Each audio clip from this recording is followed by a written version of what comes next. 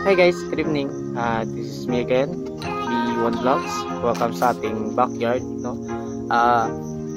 For today's video po, explain ko sa inyo yung aking mga natutunan sa pag-alaga ng manok.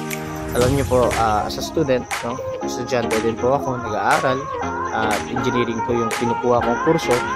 May kahirapan siya kasi komplikado at medyo masyadong komplikado. Dito nang balik naman sa usapan.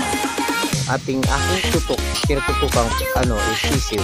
Magpaparami po ako ng sisiw kasi mas marami ang bibili sa akin ng sisiw. At hindi po ako nagbebenta ng mga malalaking manok. Pag may manok akong kinikip na pinapalaki is palibangan ko na lang for fun and for pet na lang po. Yun yung purpose nila.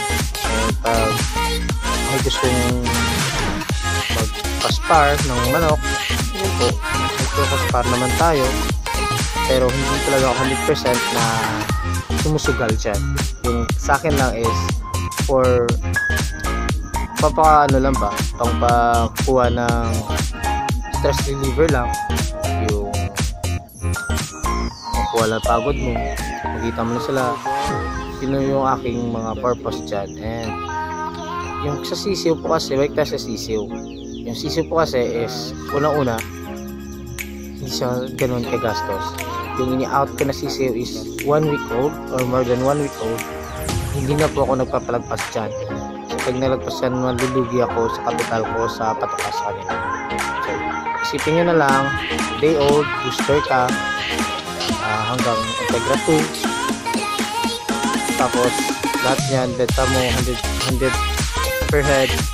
Yun yung pinakamurang out ko. Yung binibenta ko sisiw is pure tulo. And hindi po ako nagbibenta ng cross or native kasi nag-try na ako ng native before, masyadong mahina yung benta at saka mas mura. So hindi talaga babalik yung capital mo, lugi ka pa and mamumuhunan ka talaga kapag ganun ang nilagay. Hindi naman ako nag-discriminate sa mga nag-alaga ng native dyan, pero yun lang po talaga yung reality, based lang sa na-experience ko na pag natives is medyo mas mura. Okay lang pag marami, pero pag nagsisiw ka tapos native yung ibebenta mo, luging-lugi ka.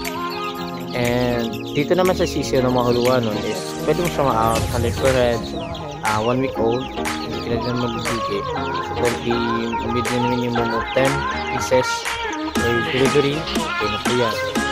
And sa akin malaking tulong na din itong pagmamanok kasi dito nakakales talaga yung gastos namin sa pag-aaral, sa bahay, lahat. So sa awa naman ng Panginoon Diyos, marami naman tayong suki, marami tayong bibili, and so far wala pa namang nagre-reklamo about sa mga sisiw na ina-out natin kasi lahat naman sila satisfied.